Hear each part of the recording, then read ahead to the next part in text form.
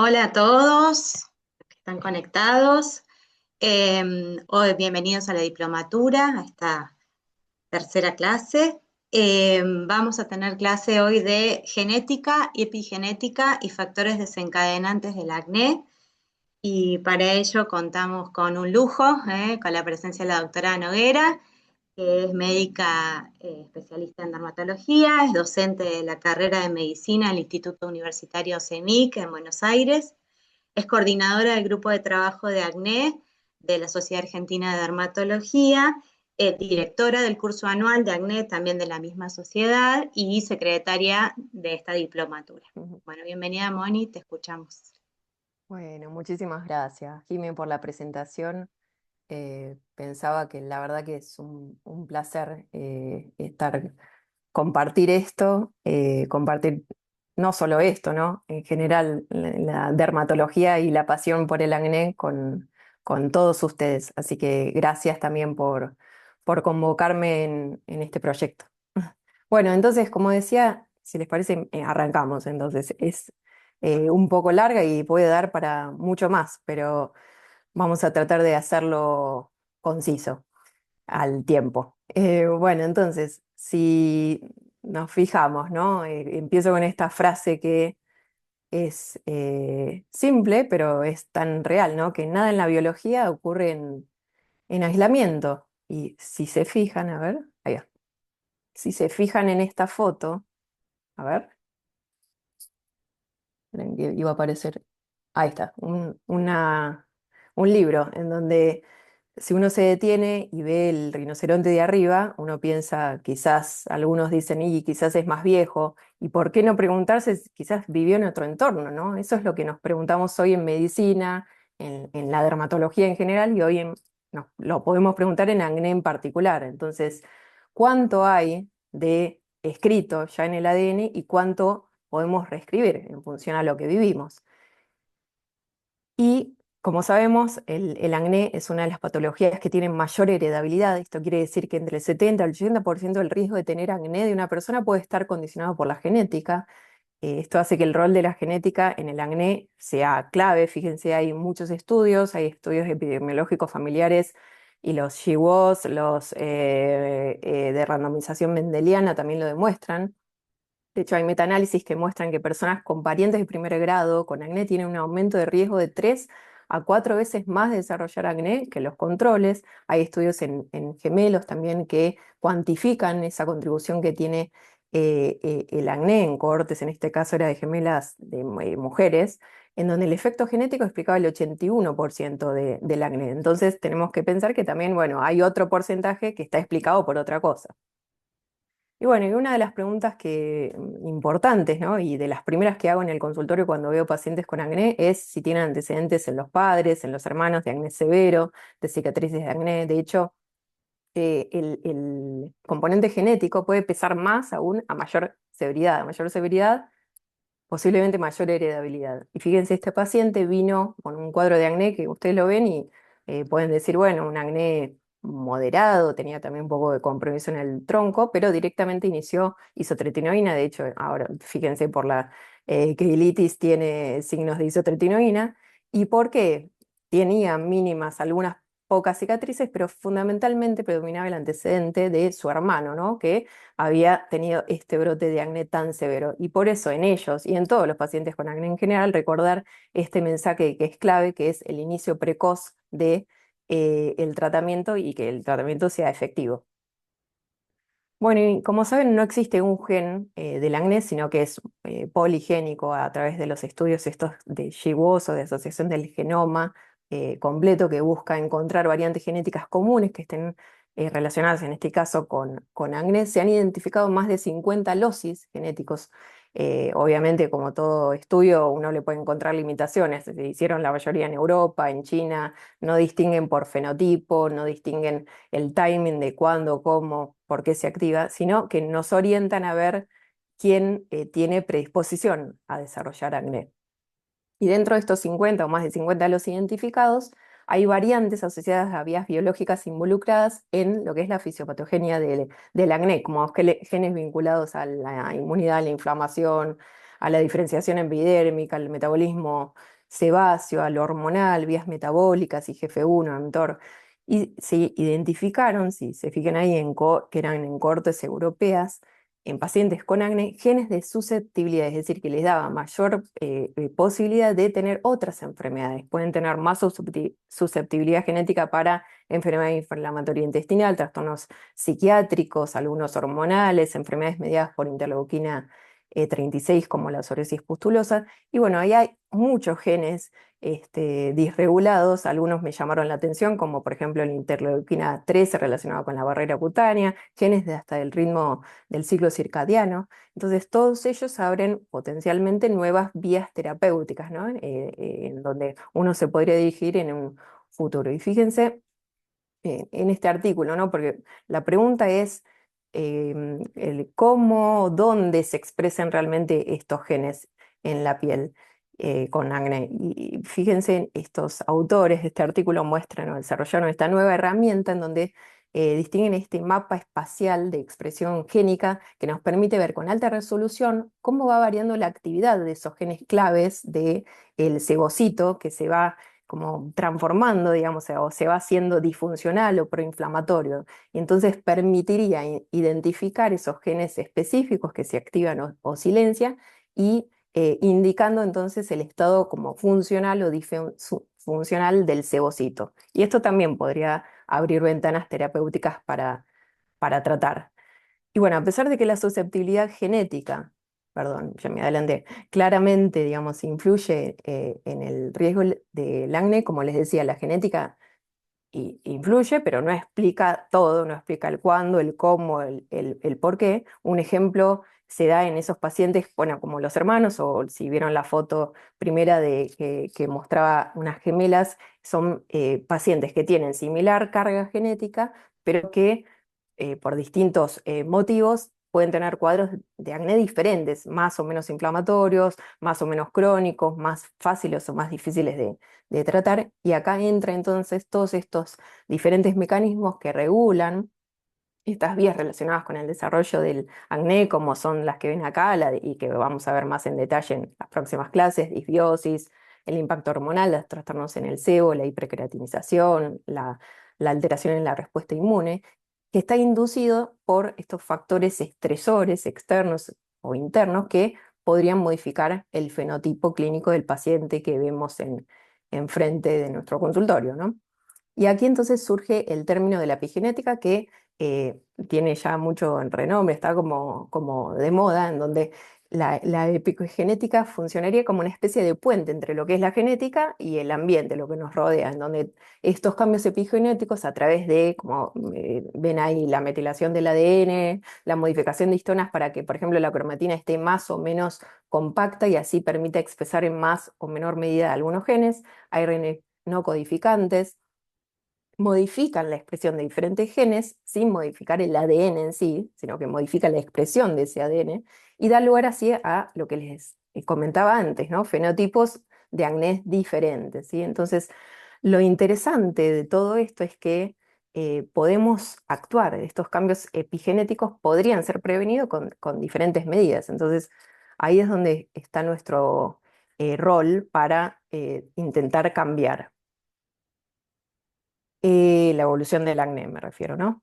Bueno, y con respecto a los cambios epigenéticos hallados en pacientes con acné, estos son algunos de los que están estudiados en relación a la metilación del ADN, puede actuar como driver, porque ya se ven estadios driver de como iniciación de la lesión, porque se ve en estadios tempranos, y ojo, no es que toda metilación que uno encuentra es patogénica, algunas variantes se asocian a protección. Lo de las modificaciones de las histonas, que veníamos hablando, en el acné puede haber y hay más histonas de acetilasas, estas enzimas epigenéticas que reprimen genes antiinflamatorios, entonces favorecen la vía proinflamatoria y se asocian a acné más severo. Otro dato interesante que aprendí de esta charla es que la aminociclina puede actuar también a través de mecanismos epigenéticos inhibiendo a esta enzima histona diacetilasa. Y esto, al inhibir esa enzima, se traduce en menor inflamación y menor lipogénesis sebácea. También hay otros ARNs no codificantes que se determinaron y que hablan de, o se asociaron a inflamación sostenida, se asociaron a pacientes con acné severo, con cicatrices de acné, y bueno, todo esto podría ser de utilidad como biomarcador, ¿no? Pronóstico. Y bueno, este es un artículo también que me pareció interesante mostrarles, en donde, claro, la piel no lesional, la piel clínicamente sana que vemos en un paciente de acné, hoy sabemos que no es biológicamente sana, más allá de los microcomedones, que eso ya lo sabemos. Pero bueno, estos estudios, este estudio, la epigenética, mostró que la piel no lesional de una piel con acné ya está modificada a nivel molecular, en donde aún antes del brote, hay cambios moleculares que predisponen a el brote futuro. Y vieron que en esa piel no lesional había mayor expresión de diferentes genes. Genes relacionados con proinflamatorios, relacionados con la diferenciación de los queratinocitos, con los egocitos, con la activación del mTOR, ¿sí? Entonces, plantean en este artículo la posibilidad de intervenir precozmente para prevenir, digamos, esos cambios moleculares a través de distintos moduladores de la epigenética. Y bueno, si la piel ya está alterada en la piel no lesional con predisposición al acné, uno naturalmente se puede preguntar qué es lo que dispara, qué es lo que lleva al inicio realmente clínico del acné. Y bueno, hay distintos estresores, distintos moduladores internos como el microbioma, las hormonas, lo metabólico, y externos como todo lo ambiental que pueden influir en este inicio de la enfermedad y en esto que decimos de los fenotipos, en la severidad que va a tener ese paciente, en la cronicidad, en la resistencia a los tratamientos que pueda recibir, etc. Y surge entonces el concepto que todos ya conocemos del exposoma, que es todo lo que, a todo lo que nos exponemos durante la vida, en donde la glándula sebácea cumple una función muy importante porque integra un montón de señales, ¿no? Inmunológicas, microbianas, recibe un montón de información em, a partir de todos estos factores a los que está expuesto, como que la piel está expuesta, la contaminación, la radiación, la alimentación, el estrés, todo lo que figura ahí, el sueño, los suplementos, lo que pasa en el intestino. Entonces, pará, ¿se me pasó una? No. Y si hablamos de este tipo de pacientes, en donde uno tiene esto me inspiré en el doctor Sherritan, de hecho se lo robé y modifiqué y traduje, pero es algo que es simple, pero que es básico a tener en cuenta cada vez que vemos pacientes con acné en el consultorio, en donde primero tenemos que ver, ¿es realmente acné o es algo acneiforme? ¿Cuán severo es? Revisarlo todo, ¿no? Hay factores externos, hay factores internos que pueden estar influyendo en la evolución para justamente identificarlos y poder actuar sobre esos para prevenirlos. Y bueno, hablando de quién activa o de quién modula toda esta expresión genética en el acné, uno de los factores importantes es lo que pasa a nivel del microbioma, en este caso cutáneo, ¿no? Esa pérdida de homeostasis, hay esa disbiosis o que se llama, o pérdida de la homeostasis microbiana con predominio de algunos filotipos, ¿no? De Cutibacterium agnes.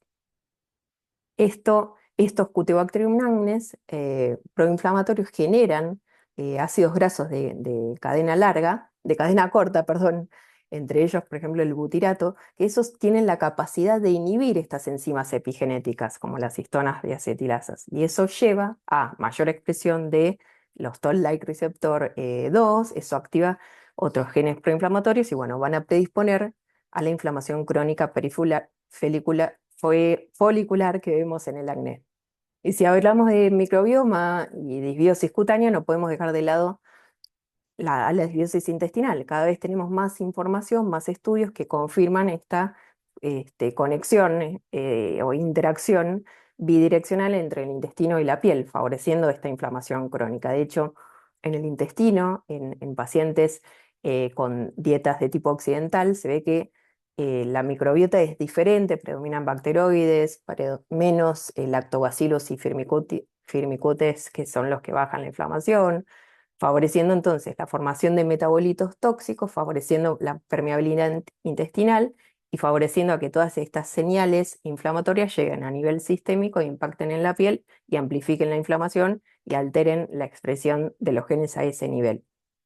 De hecho, hay un estudio que ahí se los puse, se los menciono, de randomización mendeliana reciente, en donde no habla ya de una asociación, sino que ya vieron con datos genéticos de grandes poblaciones y determinaron que esa composición microbiana intestinal, caracterizada por bacteroides y bajo Firmicutes y Lactobacillus, influye causalmente en el riesgo de acné, independientemente de la dieta o de otros confundidores. Entonces, lo ideal sería restaurar toda esta disbiosis, tanto a nivel cutáneo como a nivel intestinal, sin perder esta tan preciada diversidad microbiana que hace que la piel esté saludable, ¿no? Que sí vemos que esa diversidad microbiana se pierde, por ejemplo, con el uso de los antibióticos orales.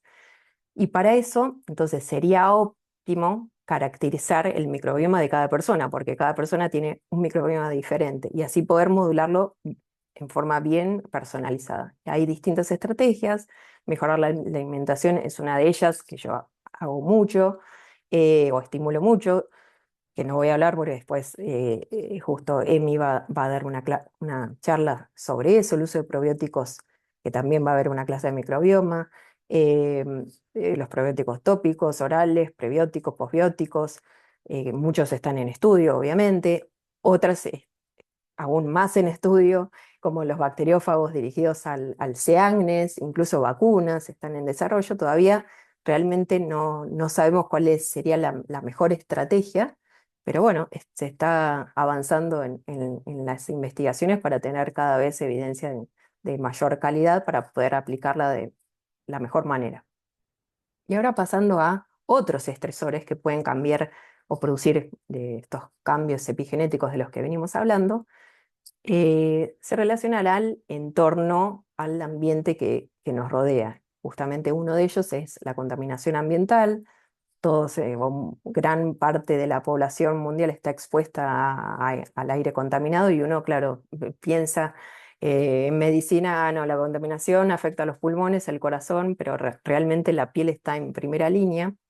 La polución y diferentes componentes o partículas propias de estas son capaces de activar vías inflamatorias, estrés oxidativo, producen alteraciones en el microbioma y bueno, todo esto puede contribuir al desarrollo del acné.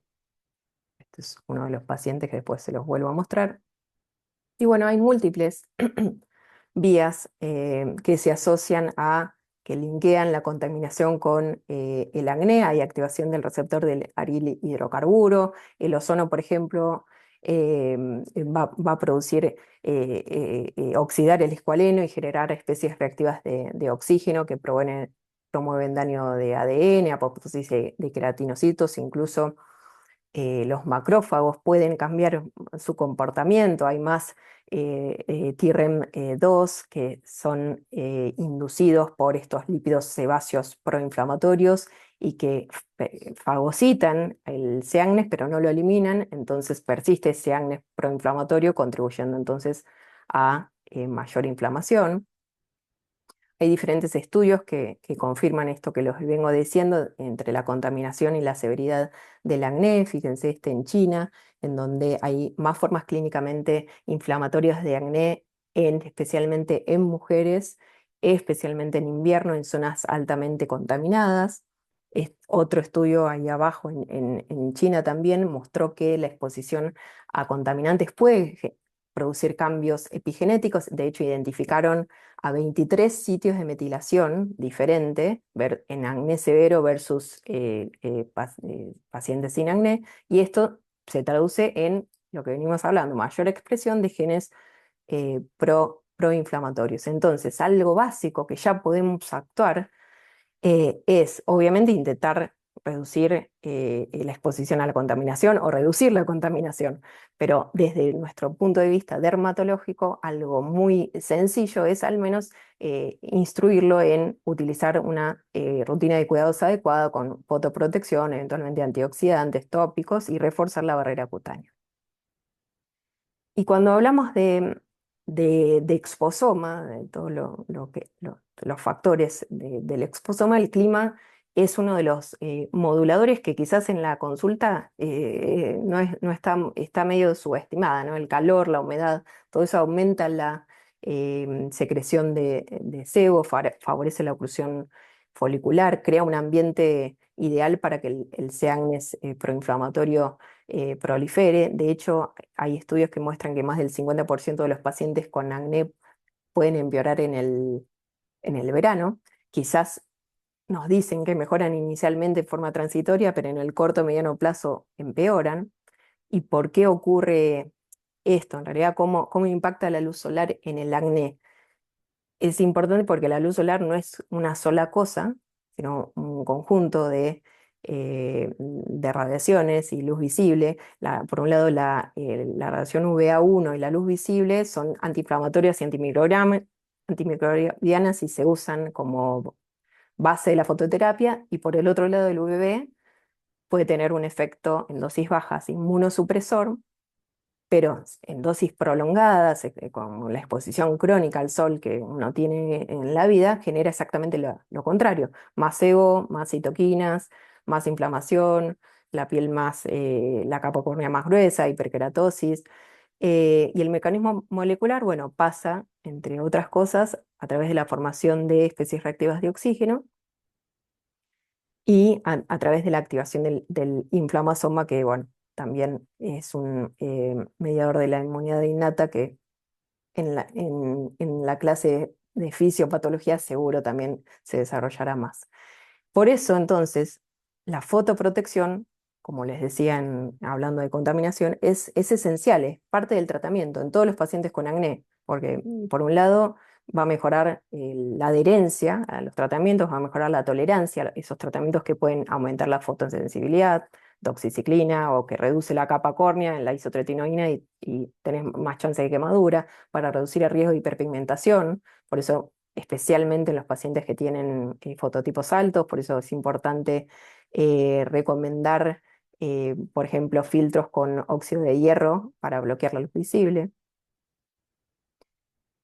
Y más allá del clima y de la luz solar, algo que muchas veces no preguntamos en la consulta es a qué se dedica el uso si sigue usando máscaras. Ahora es menos frecuente, pero algunos lo siguen usando, y el tabaco. ¿Y qué pasa con estos factores? Bueno, históricamente, pues el tema del acné ocupacional o la exposición ocupacional se había descrito en trabajadores que se dedicaban a industrias en donde se usaban alquitrán de hulla, aceites, hidrocarburos lipofílicos. Bueno, todos estos compuestos pueden bloquear o obstruir mecánicamente el ducto sebáceo y favorecer el desarrollo de comedones. Bueno, el cloracné, causado por dioxinas, que en la histología se ve hiperkeratosis folicular, quistes, y casi prácticamente no se ve inflamación.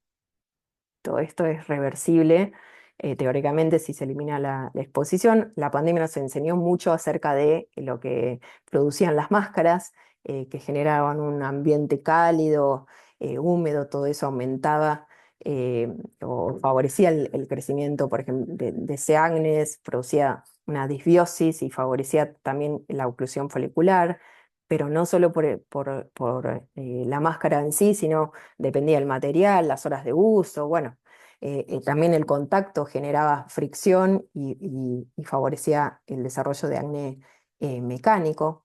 En relación al tabaco, es una cosa que tenemos que preguntar en los pacientes por la salud en general, pero en la relación con el acné es bastante contradictoria. Algunas muestran un efecto protector, otros lo identifican o lo muestran como un factor de riesgo. Lo que está descrito sí es en los adultos, en el acné del adulto, fumadores, em, la presencia de cuadros en donde predominan fundamentalmente los comedones. Pero bueno, los mecanismos podrían ser múltiples, en donde el humo aumentaría los niveles de interleuquina 1 alfa, que es procomedogénica, generaría también especies reactivas de oxígeno, que también oxidan al escualeno, y bueno, todo esto amplifica la inflamación, entre otros mecanismos. Estos son algunos ejemplos de pacientes que hemos tenido. El primero se relacionaba con una industria, pero nada que ver, era una empresa muy importante de lácteos que hacía mantenimiento, no determiné realmente a qué componente, pero bueno, cambió de trabajo y más tratamiento y mejoró significativamente, y el resto, esto es de la literatura, un paciente con cloracné, y el resto es más acné. Otro de los moduladores crónicos a nivel del exposoma que tenemos son los cosméticos. em, Porque digo crónico porque también es algo repetitivo, bajas dosis, muchas veces los ignoramos también en la consulta. Los ingredientes, si bien ahora muchos de los cosméticos están testeados y tienen menos chance de generar acné, los ingredientes comedogénicos clásicos son estos que figuran acá: lanoína, ceras, aceites, pero a veces el riesgo de ser comedogénico no solamente depende de el ingrediente sí, sino de la combinación, la acumulación de ingredientes, la frecuencia de uso, el tiempo de contacto, el hecho de que no se saquen el maquillaje por la noche, que es re frecuente, es increíble. Y bueno, son factores igual de importantes y que pueden empeorar el desarrollo del acné. Y justamente un tip para estos pacientes es que se laven la cara, pero no con las cosas que vienen, pobres, todas irritadas, los jabones comunes que tienen un pH altísimo, o varias veces por día pensando que eso les va a ayudar. Eso es lo que no hay que hacer, altera toda la barrera cutánea, el microbioma. Lo que se recomienda es usar este tipo de Sindets ácidos que mantienen lo más fisiológico al pH de la piel. Y bueno, es algo muy simple y de bajo costo que les puede ayudar. Justamente estos limpiadores forman parte de lo que se llama dermocosméticos, ¿no? Que ahora se definió o se introdujo un término nuevo que son los agnescéuticos. Y a diferencia de los cosméticos, estos sí tienen activos que pueden modificar la estructura, la función de la piel, ¿no? Y afectan a distintas vías patogénicas relacionadas con el acné. De hecho, hay nuevos consensos, aún incluso en Latinoamérica, ¿sí? En donde recomienda el uso de dermocosméticos en pacientes con acné. Se deberían usar en todos los pacientes con acné, independientemente de la severidad, ya sea como prevención, como mantenimiento en acné leve o adyuvante en formas moderadas o severas o para discromías, ¿sí? Y lo básico a utilizar son lo que dice ahí, que son los limpiadores, como decía, de tipo Sindet, gentines, protectores solares de amplio espectro, y humectantes que reparen la barrera cutánea. Esto no voy a hacer mucho hincapié por lo que ya mencioné antes, que va a haber una clase específica, pero simplemente recordar que dietas ricas en hidratos de carbono de alto índice glucémico y lácteos, los suplementos también ricos, por ejemplo, en leucina o en aminoácidos de cadena ramificada, pueden aumentar la expresión del IGF-1 y a partir de ahí favorecer la señalización mediada por el mTORC, llevando entonces a los mecanismos que conocemos que se asocian, patogénicos que se asocian al desarrollo de acné. Y si volvemos al concepto de la epigenética, hoy hay estudios que muestran que hay ácidos grasos de cadena corta que derivan de la fermentación de lo que comemos, de las fibras que comemos, que pueden inhibir a estas enzimas epigenéticas, a estas histonas de acetilasa. ¿Se acuerdan que comentamos? Bueno, y esto contribuye entonces a reducir la expresión de genes inflamatorios, ¿sí? Entonces, por eso comamos fibras. Y por otro lado, bueno, los microARNs derivados de la leche animal y también que pueden estar presentes en suplementos pueden modificar la expresión génica. ¿Y cómo lo hacen? Bueno, suprimen el gen P53 y en paralelo lleva a la sobreactivación de las vías que mencionábamos, ¿no? Relacionadas con el IGF-1 y el mTOR, favoreciendo el acné. Este es un típico paciente que había terminado de tomar isotretinoína, eso había suspendido hace unos 8 meses y se volvió a brotar, ¿no? Uno se pregunta qué pasó y es algo que hay que interrogar en forma dirigida porque muchas veces no lo mencionan, que son el consumo de suplementos con, por ejemplo, en este caso, era proteína del suelo de la leche, ¿sí? Así que estos, recordemos que suelen activar entonces aumentar el IGF-1 y activar el mTOR, y el brote suele ocurrir dentro del primer mes de uso. Por último, en relación a esto del intestino y la piel que se relacionan, también se agrega el cerebro, ¿no? Sabemos que el impacto es muy importante en relación al acné en la esfera de la salud mental y viceversa. Em, pero como vamos a ver, no solamente se ve el trastorno visible de la piel con acné, sino por diferentes mecanismos. Hay múltiples mecanismos. El estrés crónico activa el eje hipotálamo hipofisario adrenal, provoca liberación de hormonas, ACTH, cortisol. Hay liberación de catecolaminas que a su vez modulan la síntesis de esteroides, de andrógenos a nivel cutáneo, a nivel del sebocito. Esto promueve inflamación, promueve seborrea, promueve alteración de la barrera cutánea. También hay este aumento en las citoquinas proinflamatorias, puede, digamos, acompañarse de que esas citoquinas proinflamatorias que están a nivel sistémico atraviesen la barrera hematoencefálica y afecten o activen redes cerebrales en determinadas zonas del cerebro, como esta, que es la llamada Default Mode Network, que lo interesante es que estas redes tienen mayor activación per se en enfermedades inflamatorias de la piel. Entonces, y de hecho, estas redes activadas se relacionan con lo que sería introspección, pensamientos negativos, aislamiento, malestar emocional. Y todo esto entonces, todo este malestar emocional, perpetúa la inflamación cutánea y puede empeorar el acné. Por eso es muy importante en cada consulta preguntar acerca de la salud mental en nuestros pacientes. Y otra cosa que también influye en un montón de cosas y que a veces también subestimamos es el tema de las redes sociales. La gente mira redes sociales, si bien hay mucho contenido de acné, muchos no tienen precisión médica, porque no está, la mayoría está hecho por no médicos. Y bueno, pasa que muchos pacientes vienen a la consulta habiendo probado un montón de cosas por lo que vieron en redes, complicando todo el escenario, ¿no? Pero más allá de esta eventualmente desinformación, también el impacto es a nivel del estrés, porque se comparan con lo que ven, les da peor autoestima, más ansiedad, entre otras cosas, y más aislamiento, retroalimentando entonces el acné. Así que un consejo siempre también preguntar un poco si ven redes sociales, que es la mayoría, pero con la idea de cómo corregir expectativas, evaluar también impacto emocional. Y otra de las cosas que no lo mencionan es que, porque si no lo preguntamos en forma dirigida, no nos lo dicen, es el uso de los sistemas intrauterinos, especialmente los que liberan hormonas, como el levonorgestrel, estaba usando esta paciente. em, Son progestágenos con potencial androgénico, ¿no? Y entonces potencialmente pueden empeorar el acné. De hecho, hay un estudio, este estudio reciente que muestra que de cohorte, ¿no? Con base de datos de más de 20.000 mujeres, mostró que los DIU hormonales se asociaban a entre el 23 al 29% más de riesgo de tener acné que los DIU con cobre. De hecho, hay estudios que muestran que la causa más frecuente de extracción del DIU es el acné.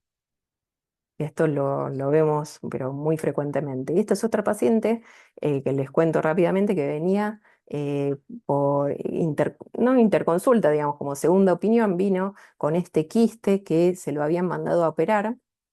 Ya tenía acné persistente del adulto, había hecho isotretinoína, últimamente le habían dado antibióticos y dosis muy bajitas de espironolactona, pero, pequeño detalle, estaba con el DIU con levonorgestrel. Así que lo que hice y lo que hicimos fue aumentar la dosis de la espironolactona a 100 miligramos por día para bloquear en parte esta acción proandrogénica que tiene el levonorgestrel, y por su salud mental quería mejorar rápido, que la espironolactona no lo hace eso, mejora, pero mejora después de 4 meses, aprox.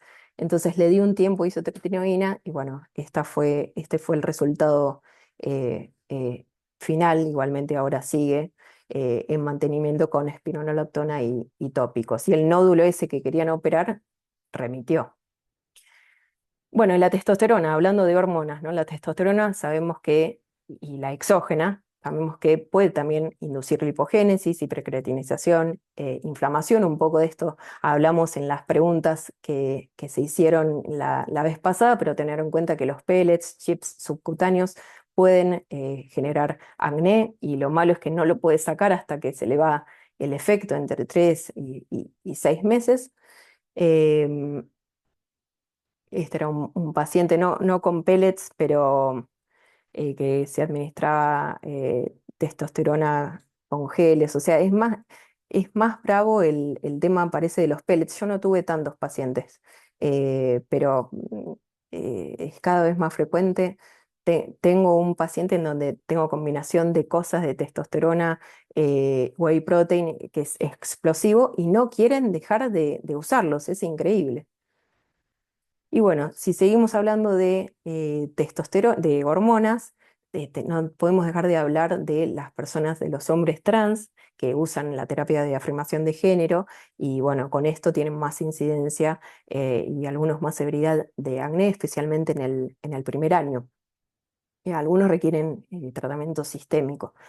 Otro punto importante en este grupo de pacientes es la carga psicosocial, que para colmo es contraproducente para el acné. Tener en cuenta las barreras de acceso que tienen, ¿sí? Como dos puntos importantes a llevarse de este tema es que tratar de incluir dermatos en estos equipos multidisciplinarios que tratan pacientes con diversidad de género, para no llegar tarde, y justamente para anticiparse antes de la terapia de afirmación de género. Sería ideal tener una consulta dermatológica, explicarle lo que puede pasar y darle una rutina de cuidados. Esto también un poco se habló en la clase anterior. El acné, particularmente el moderado severo, se asocia más a alteraciones metabólicas, como el síndrome metabólico, que reúne insulinoresistencia, obesidad, dislipemia. Dos datos interesantes: que el acné prepuberal de 7 a 12 años, que suele tener cuadros más prolongados y severos en la adolescencia o en la adultez, tienen mayor prevalencia de obesidad. Y por el otro lado, se vio que pacientes con síndrome metabólico, en los que tienen síndrome metabólica, el acné es más severo, con más cicatrices, es decir, hay más inflamación. Y el mecanismo que subyace a esto es múltiple, y son múltiples las vías patogénicas en común entre síndrome metabólico y el acné, como la elevación en este gráfico tan difícil de ver, pero interesante, como la elevación del IGF-1, la señalización mediada por el mTOR, que está sobreexpresada, mayor lipogénesis, mayor síntesis androgénica, factores genéticos que predisponen, la alimentación, que es peor. Bueno, entonces, en concreto, tener en cuenta que todo lo que es estudio metabólico, perfil metabólico, evaluación endocrinológica, lo tenemos que tener en cuenta en esos pacientes, por ejemplo, que tienen acné en la adultez y que vienen con un acné severo, que resiste, en los adolescentes también, que tienen sobrepeso, que tienen algún otro signo de insulinoresistencia. Fíjense, este paciente que tuve hace un tiempo, pobre, que le hacían muchísimo bullying, em, y qué importante es el hecho de revisarlos bien, ¿no? Porque él tenía nódulos, quistes en el rostro, en el tronco, y si no le hacía un examen clínico completo, no le veía lo de las axilas, ¿no? La cantosis nigricans, que habla de insulinoresistencia. Así que él le asociamos un montón de cosas y pasó por isotretinoína con corticoides al principio, corticoides intralesionales, metformina, modificamos la alimentación, bueno, y por esto del bullying también lo acompañamos con salud mental y esa fue la evolución. Esto, bueno, también se charló un poquito eh, creo, porque ya estoy confundida, me parece que se charló un poquito en las preguntas de la clase anterior, pero es una pregunta que nos van a hacer en los próximos tiempos los pacientes que usan cada vez más Ozempic u otros, en donde posiblemente hayan visto en redes que le produce tal o cual cosa, les producen acné, pero en evidencia, la verdad es que no hay evidencia que los agonistas GLP-1 produzcan acné directamente. Hay metaanálisis que estudiaron 45 artículos que analiza distintos fármacos y ninguno tuvo un efecto conclusivo acerca de que si genera acné. Fíjense, en el 2025, el año pasado, en el JAT, publicó un estudio retrospectivo enorme, más de 100.000 pacientes, mujeres obesas no diabéticas que usaban GLP-1 y tenían más probabilidad de tener acné en el año, al año de uso. Lo que se propone es que el GLP-1, al producir pérdida de tejido adiposo, pérdida de grasa, lleva a la estimulación a la mayor liberación de hormona de crecimiento. Y a nivel del hígado, esto se traduce en mayor producción de IGF-1. Y esto se traduce en mayor expresión del mTOR y todo lo que venimos hablando, ¿sí? Sebogénesis, inflamación. Y parece ser que eso es más importante en las pacientes que tienen una base de hiperandrogenismo basal.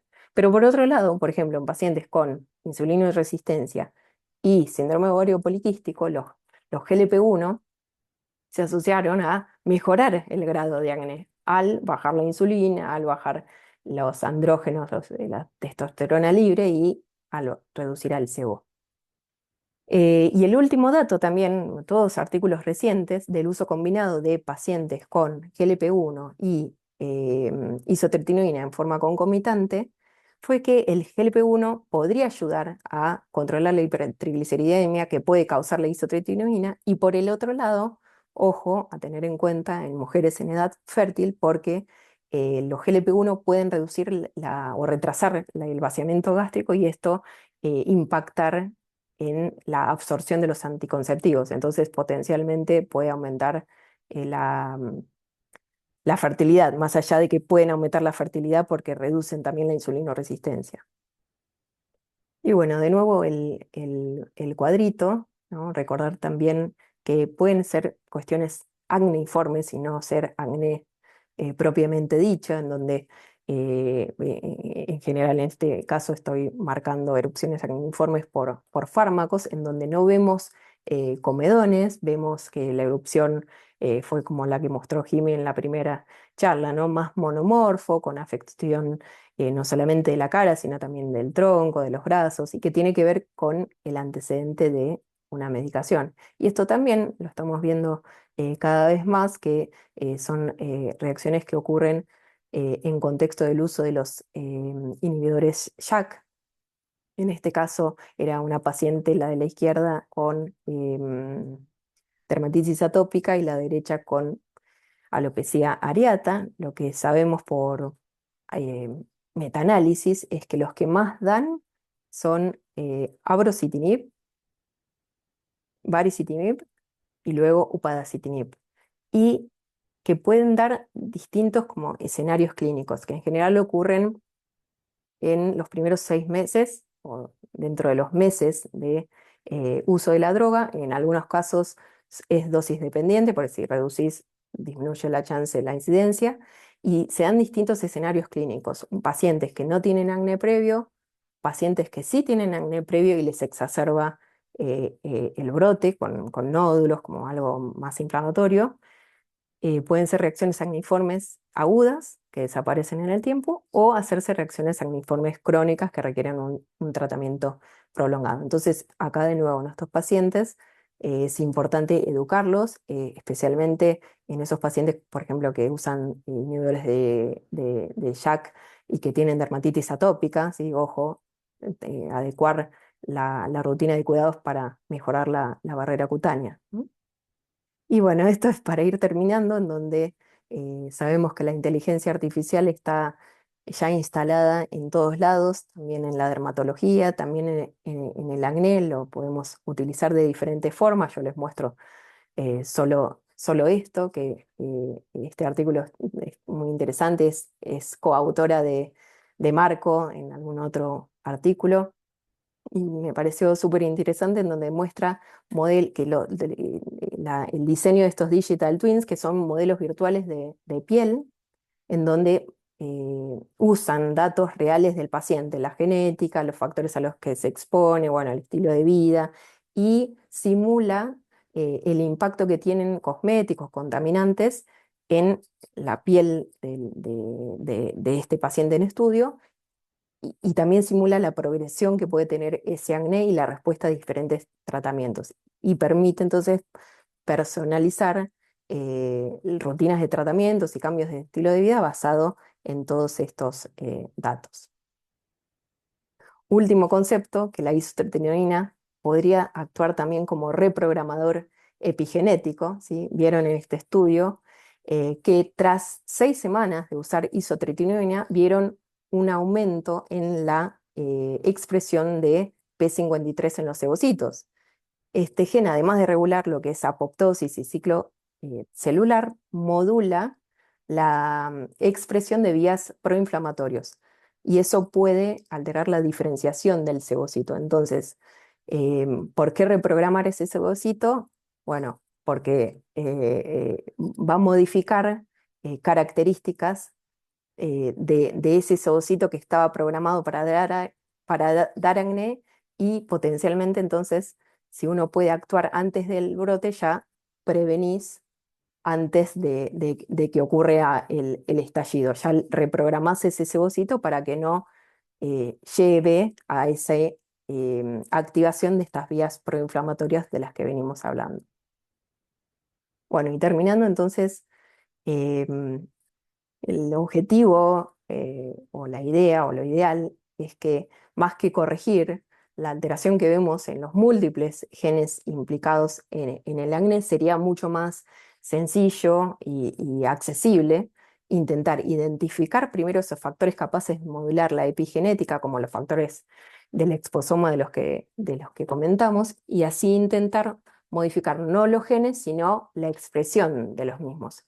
Así que todo este conocimiento de la genética, la epigenética, los factores estresores ayuda o abre la puerta eventualmente a desarrollar y a aplicar tratamientos bien personalizados en forma precoz y de nuevo preventivo aún en etapas previas al desarrollo del acné y que puedan ser sostenidas en el tiempo. Bueno, y ahora sí terminé. Muchas gracias. Muchas gracias a usted, Moni. La charla estaba excelente. Yo tengo solo un comentario. ¿Cómo nosotros hoy sabemos mucho sobre la genética de acné, pero no hay una prueba, un examen, una solicitación que podemos hacer, por ejemplo, con una colecta de saliva para la identificación de riesgo de cicatrices o para la identificación de la cronicidad de la patología?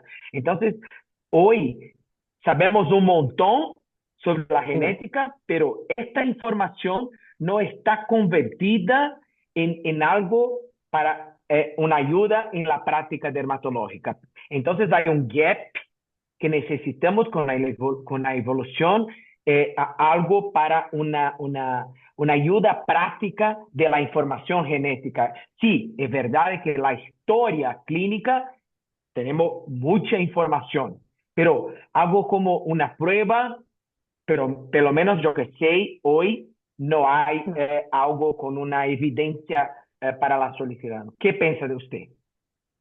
No, pienso exactamente lo mismo, que uno lee esto y es apasionante y que se han determinado todos estos genes y salen cada vez más estudios de este tipo, de estos que estudian el genoma completo y buscan justamente ver la relación. Por ejemplo, una cosa que me interesa muchísimo es la relación con el tema de severidad y cicatrices de acné, pero en la práctica resulta eh, poco práctico, ¿no? Falta la parte de consultorio que uno pueda hacer para modificar la evolución eventualmente del acné. Por eso decía que en vez de la genética, por ahora podemos actuar un poco más abajo, ¿no? En la eventualmente epigenética, antes de que se traduzca en cambios moleculares, ¿no? En Eh, forma secundaria los perfecto. factores desencadenantes. Perfecto, pero yo pienso que nosotros estamos cerca, porque, por ejemplo, en la historia del cáncer de mama, hoy tenemos pruebas genéticas. En la historia del cáncer de colon, hoy Sí, tenemos pruebas genéticas. Entonces, vamos en camino, estamos cerca, claro, estamos cerca. claro. Gracias, Moni. No, gracias Marco, a vos. Moni, te quiero yo hacer una pregunta, o agregar un comentario y preguntarles a todos. ¿No les pasa, por ejemplo, que vienen las pacientes con DIUs o dispositivos intrauterinos que tienen levonorgestrel y que ustedes le mandan una notita al ginecólogo diciéndole que pueden ser causa del empeoramiento y del brote digamos, más crónico del acné o la poca respuesta que pueda tener, y el ginecólogo les manda decir a las pacientes que no es la causa? ¿No les pasa eso? Sí. A mí me Sí, pasa todo el tiempo que vienen y uno ya le pregunta, ¿y tenés un dispositivo intrauterino? Sí, ¿y qué tiene?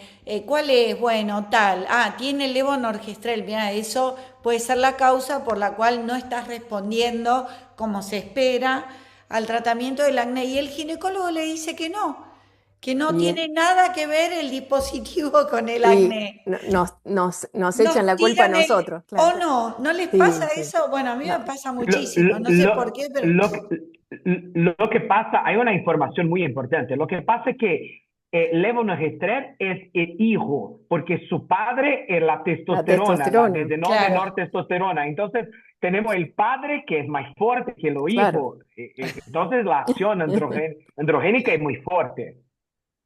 claro, Sí, sí. sí, sí, Sí, sí, sí, pero absolutamente. ellos le dicen que no tiene nada que ver. Y estás De, ahí luchando y peleando con la información y el pobre paciente en el medio que no sabe quién escuchar.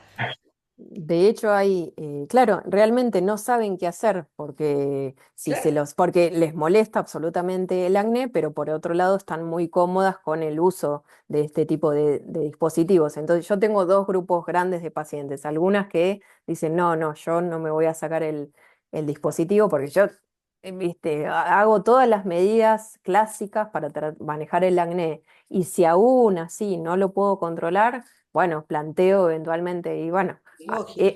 El factor desencadenante, uno de los factores desencadenantes predominantes que está actuando en este caso es esto. Entonces, ¿qué podemos hacer como extra de todo lo que estamos haciendo? Sería extraerlo. Y por eso uno de los estudios que repasé, digamos, para esta charla, muestra que la causa de extirpación más frecuente es el Es el acné, acné. digamos, no es Sí, otro. sí. Y me ha pasado también, por si les ocurre a ustedes o lo han visto, que esas pacientes que deciden sacárselo, claro, no mejoran inmediatamente, Y no. es largo. Entonces, tener paciencia y mantenerlas y obviamente mantener el tratamiento estándar que le venían realizando más allá del DIU, ¿no? Para el acné. Sí. Moni, aprovecho y leo Ay, sí. unas preguntas de... Bueno, hay una primera pregunta, es si hay alguna relación entre el acné y la queratosis pilar.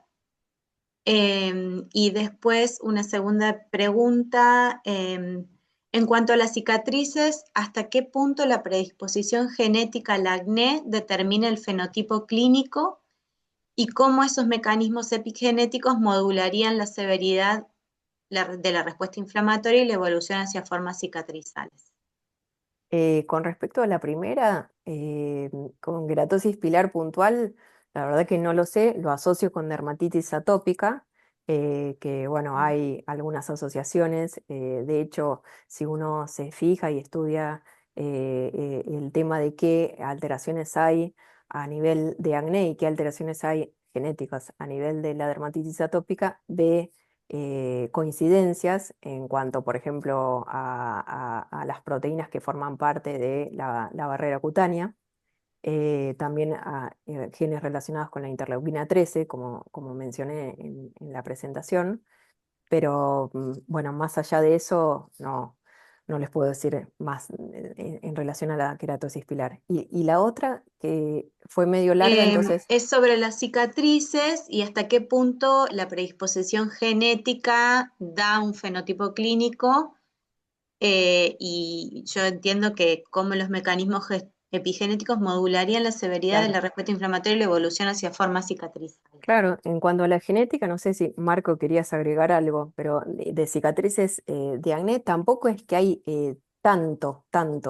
Eh, mm, sí, ya me perdí en lo que iba a contestar, pero lo que sí modula, lo que sí modula el fenotipo no es tanto los genes, sino lo epigenético que va ocurriendo, pero sí, si somos estrictos y uno analiza los estudios y lo ve en la clínica, es que esos pacientes que vienen con acné severo y cicatrices de acné tienen, tienen más susceptibilidad genética a que sus familiares también tengan más severidad a lo largo de la vida del acné, porque comparten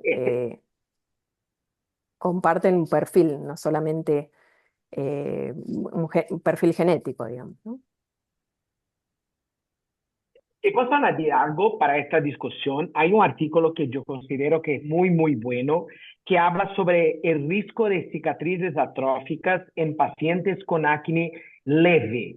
Entonces, este artículo tiene una base genética. ¿Por qué? Porque después de la activación de la inmunidad innata, a dos vías inflamatorias muy conocidas. Una vía es la vía NF-κB y la otra vía es la vía AP1.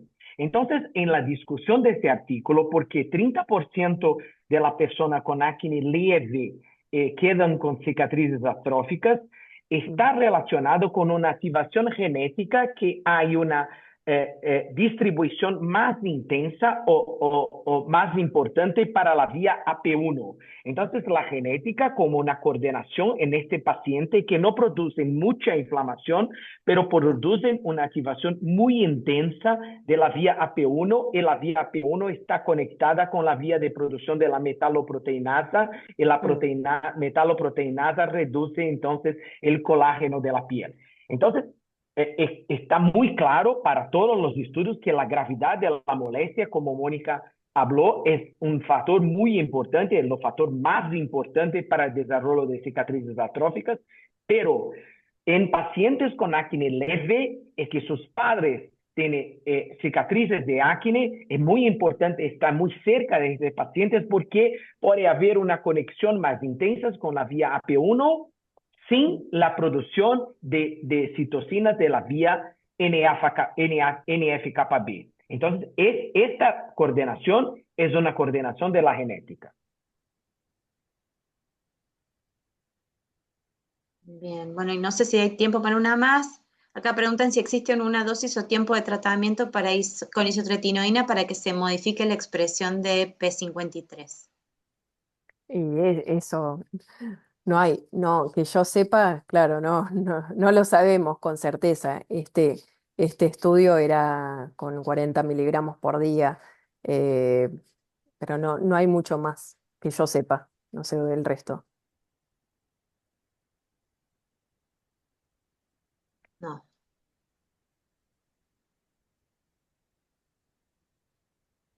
Bueno, yo ya me cansé de escucharme a mí misma, así que me encantó todos los No, comentarios. no, no. Y las También pienso que preguntas. no tenemos, Moni, pienso que no tenemos más tiempo, son las 5 con 4. Me gustaría de decir que la charla fue muy linda, te agradezco mucho en nombre de todo el grupo de la diplomatura de SILAD. Yo tengo muchas anotaciones de tu charla, estaba muy, muy linda, entonces yo voy ahora me debruçar sobre todo esto. Eh, Muchas gracias para usted.